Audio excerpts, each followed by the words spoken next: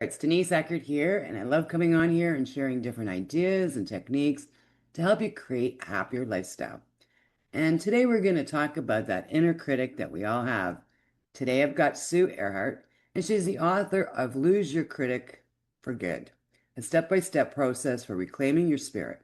As a retired corporate executive leader, in a large company, and a lawyer by training, Sue is also the creator of Practical Spirituality, a platform where she helps people navigate their personal spiritual journeys to find not only fulfillment, but great success too. Now, drawing from her experiences, Sue shows her followers an easier path after doing it the hard way. Yeah, the hard way. So, Sue, what inspired you to do this type of work? I feel like it's something that's been working its way out of me, Denise, for decades. And I know so many people want to hear like the one big aha story, or there was this moment where everything became clear.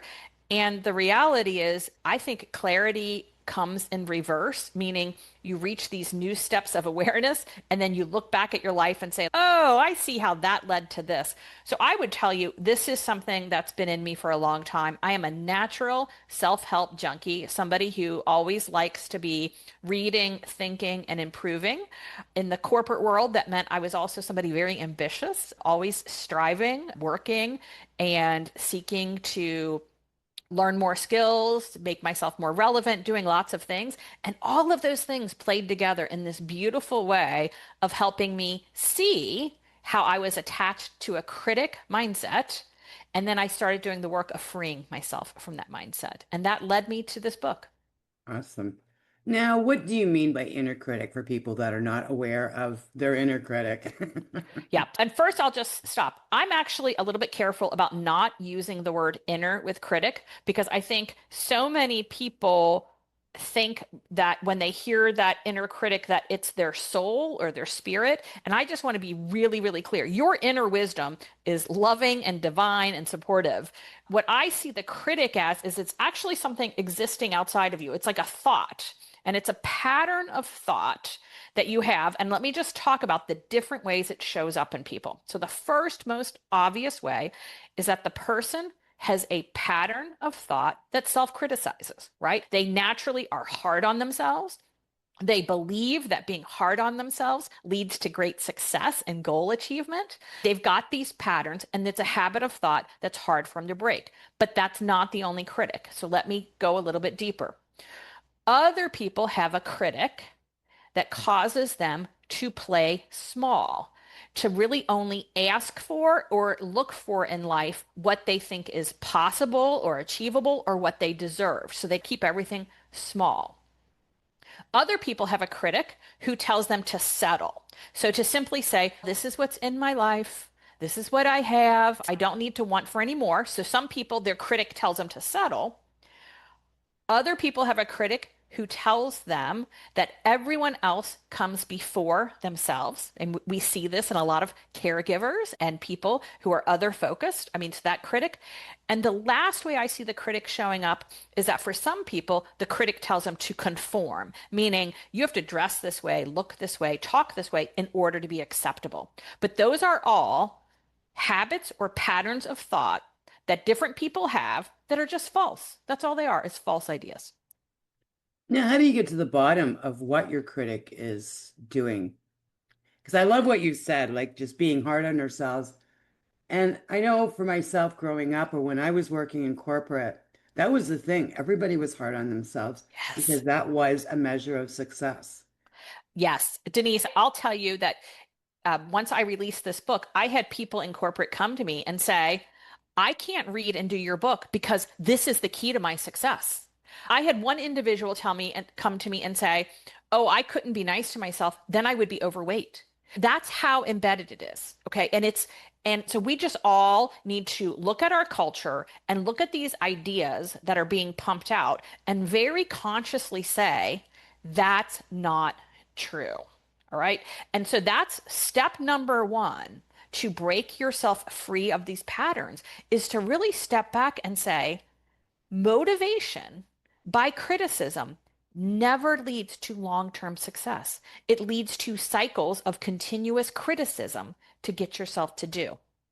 And when you can start to see that and break free from those ideas, what I have seen time and again is that your natural spirit, call it your soul, call it your core essence, call it your inner being, just call it you. Okay, I don't think you have to buy into a spiritual framework, but to understand there's an essence of you that once you let that essence out and start following your natural motivation, that's where the joy in life is. And what I have experienced is I've also had tremendous external success from living this way.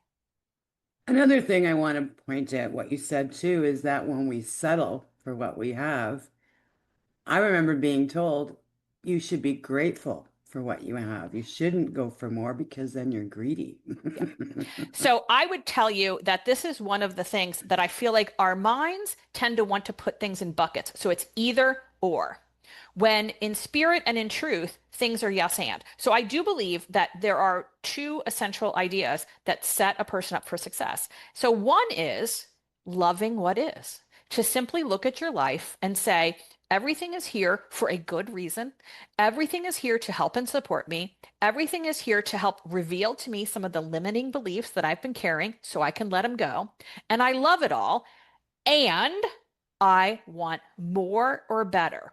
And that's the part. It's like you're holding two ideas at the same time, which for some people sends them into a tizzy. Like it has to be one or it has to be the other. And so I see it as this beautiful interlocking of yes, be grateful. This is wonderful.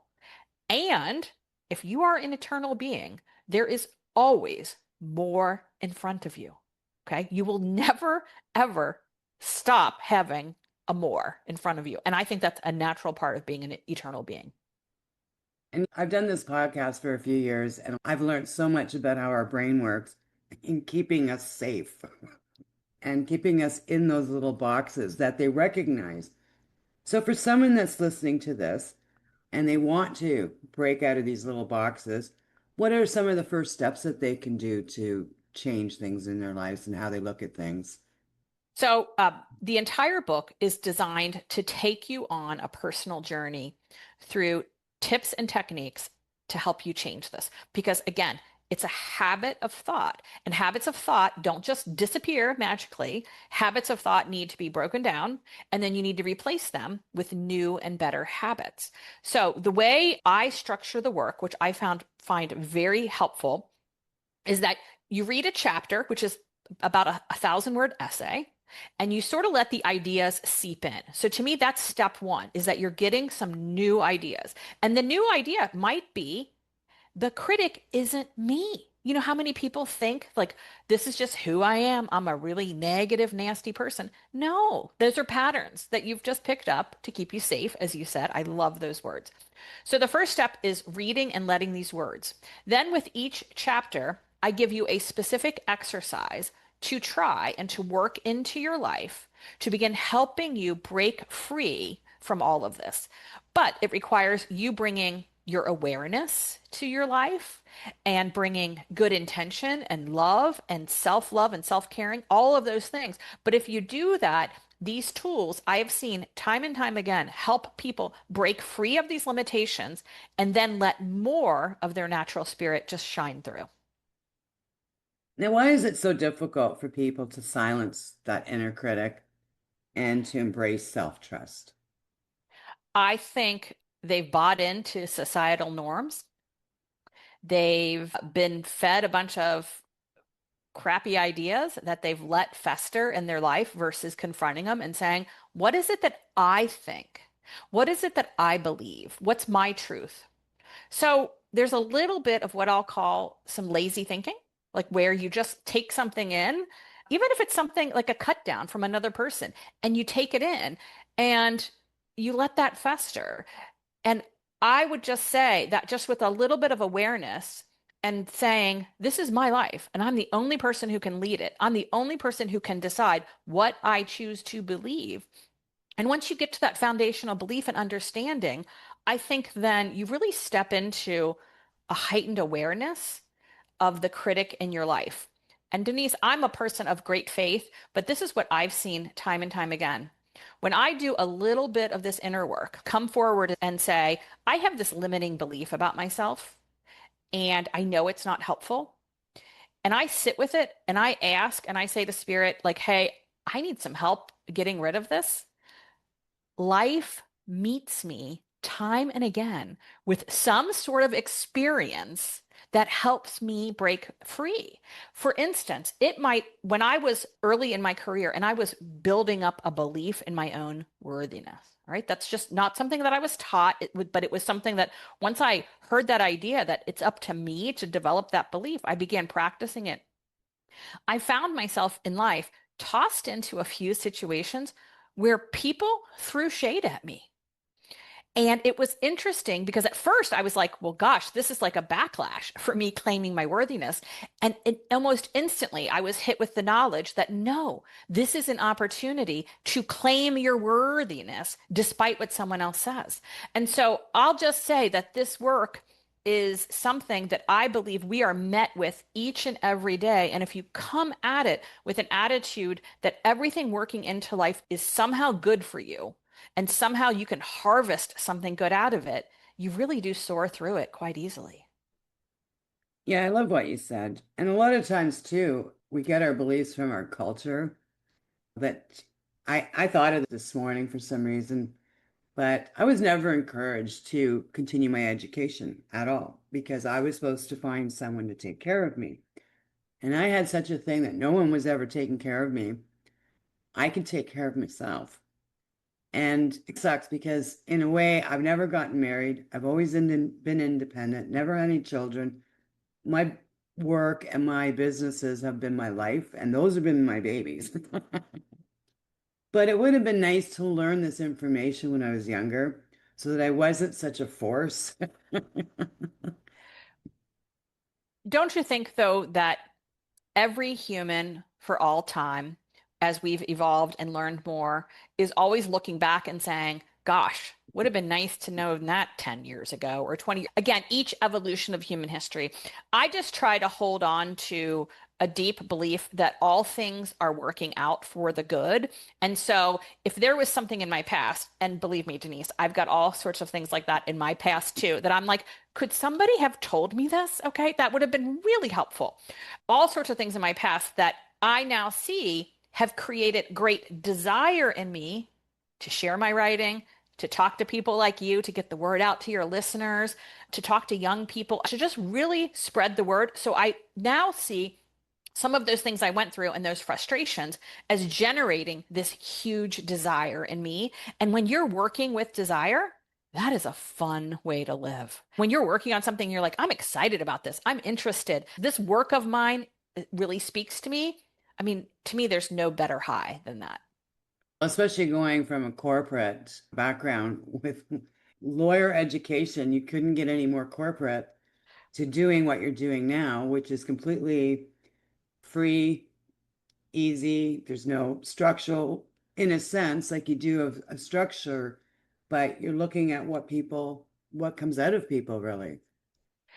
And I also think because I was there, I worked in corporate, I worked a high pressure job, I was in among the narrow corporate thinking. I mean, because I was there, I think I can offer to people very relatable stories and pathways that say just because you're working a corporate job doesn't mean you are blocked from doing deep inner work and letting unleashing your spirit. I think so many people stop chasing their hopes and dreams and allowing their authentic selves out because they think they can't do it in that environment. And that's simply not true.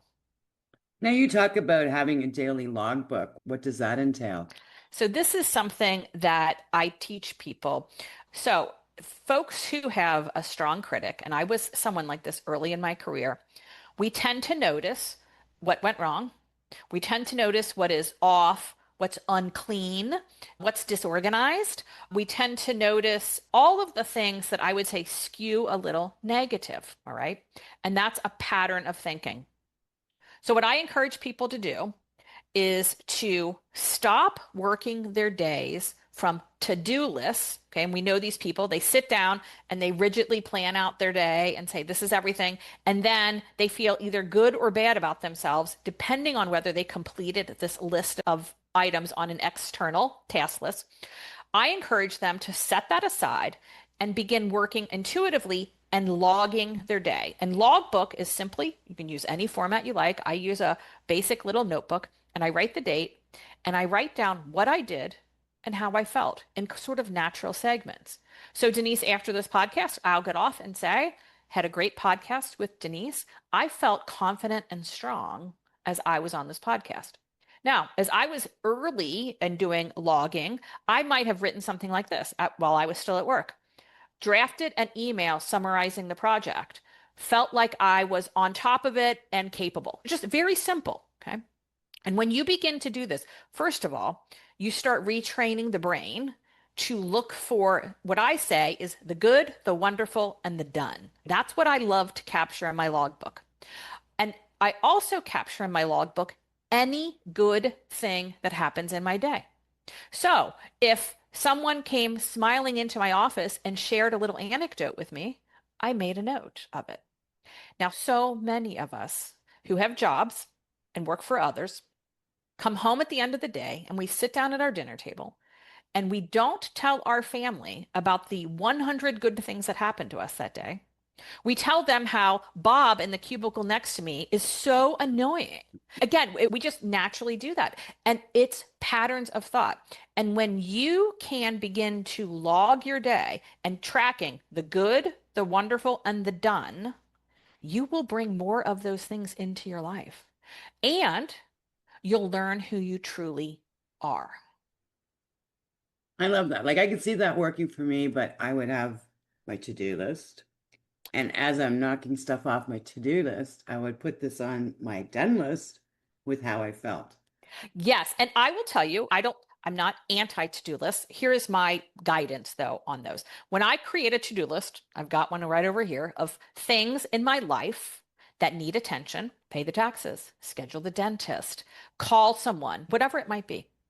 I write next to it and say, what is it I want? Meaning, why is this task on my list? So if the task is call the dentist, I want clean and healthy teeth. Okay. Anchoring it back to me. It's not a force outside of me controlling me. It's anchoring to me and my wants. So right away, that makes that task just a little bit more palatable. I think we are all freedom lovers. And so the idea that somebody's pushing us to do something makes us bristle a bit.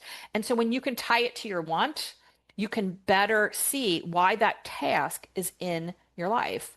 And I'd also just say, I just simply don't let it rule my day. I might work on things I'm interested in and then transition and have a half hour between things. I pick up the list and I say, is there anything on here I want to knock out? And I knock it out intuitively and naturally, not by brute force against my own energy. I just love that. Thank you for that. Because, yeah, it really doesn't matter what you're putting on that list. Why do you want that done? And you're looking at how it moves in your life. And with tasks that stay on my list, I then do a little introspection because they are fabulous fodder to know myself better. So, for instance, if I've got on there to call someone and I'm not calling them, more than likely, and I know myself, Denise, I've got a should idea running in my head, meaning I should reach out to her. Now, that's not very nice to the person that I'm reaching out to. That's not a way I want to think about my relationships, and that's not an idea I want to hold. So I would get very deliberate if I had a should idea around something on my list of releasing that should. I would set an intention saying, I'm ready to let go of this idea of a should. And if this is something that's for me, it will come back to me naturally and feel like a desire.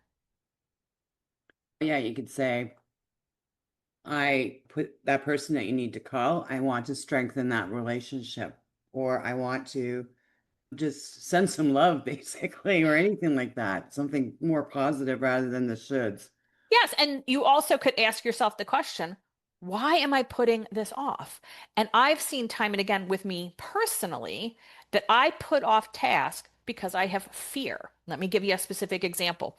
There are times when I have technology related tasks on my list that I don't get to. And when I sit with it, the thoughts that come forward is, I don't know how to use that software. It's too hard. This is a new thing that I've never done before. And I just let all those things come forward. But then I do positive self-talk and I'll say, I can figure this out. I've figured out technology before. I can do it again. I can Google something that will show me how to do this. And I just talk myself through, and then the task gets knocked out easily. And I can see that too while you're walking yourself through that. You'll end up, instead of putting it on your list, you'll just do it. You, Denise perfectly said, I because can that's prove that I can do this. Yeah, you got yourself all pumped yes. up. Yes, like as soon as you do that and then and see the fear. I think though so many of us with the critic, here's what we do. We see that thing on our list and we don't investigate the why. We just say, "Man, I'm a crabby person that I didn't finish that task. Why is that task on my list? Oh, I have no discipline. I am just a lazy slug." That's the talk track that many people go into. And oh my goodness, please, every listener who is hearing this, if you are doing that, stop and start self-celebrating and know that if something is hanging on your list that is undone, there's a good reason. There's a fear that you could release. There's something going on there that you could help yourself with. Wow, that's so powerful. I love that. Thank you for sharing that because it's something a lot of us do. Oh, And yeah. we can change our to-do list because it's not really a to-do list anymore. Well, and let me just also be clear. When you create a to-do list, it is a list of activities you don't want to do. If you wanted to do them, you'd be doing them. You don't forget to do the fun things in your life. So already, that's what that list represents, right? It's a list of things you think you are required to do in order to get to something that you want. Let's just put it out there. But don't make that list your boss. That's really the key is get it all out of your head. I do the same thing. There's all kinds of things I think are requirements or perhaps are requirements for something in this life that we're all living, but I don't let it control me or tell me my worth. Yeah. Now, I understand you have a living in alignment course that's free. Can you talk about that a little bit? Yes. So I consider this my introductory course. It's an introduction to what I call practical spirituality. And that means really tapping on your core essence to better your own life. There are very practical tools. You don't even have to be a person of faith. You can show up and use these tools whether you are or not. But the course itself really starts you on a personal journey towards unleashing your inner self, the true you, your authentic self. And what it really starts to walk you through is a process through there are essays and videos and a workbook. It's all for free, but it helps you to start confronting the limiting ideas you hold about yourself and start practicing some positive ideas about yourself. So I see this as just the entry point of spirituality is really this practice of doing this, noticing your thinking and changing your thinking. Absolutely. Wonderful. So wherever you're watching or listening to this, I will put Sue's information there with the course link as well. So we're going to be wrapping this up, Sue. What are your final words of wisdom to the audience today? Well, I want to talk about one other freebie, and it's something I'm really passionate about. It is my free Sunday newsletter called Practical Spirituality. And when you sign up, you immediately get placed into the queue with issue one. And these Sunday newsletters are a progression of essays. If you read one each Sunday, it takes you on a little journey forward towards better knowing yourself, loving yourself, and being yourself. So that's another way. If you're not ready to do active inner work on yourself, you can sign up for my weekly newsletter and sort of in a passive way each Sunday, just read and let these words seep in, and you'd be better off. I love that. Thank you so much, Sue, for your time today. And yeah, I'm going to be signing up for this newsletter. I can't wait to read some of these essays. Thanks, Denise. And I appreciate the opportunity to talk about my book, Lose Your Critic for Good. I love that. So just leaving you a gentle reminder to slow down and enjoy life, and I'll see you on the next episode.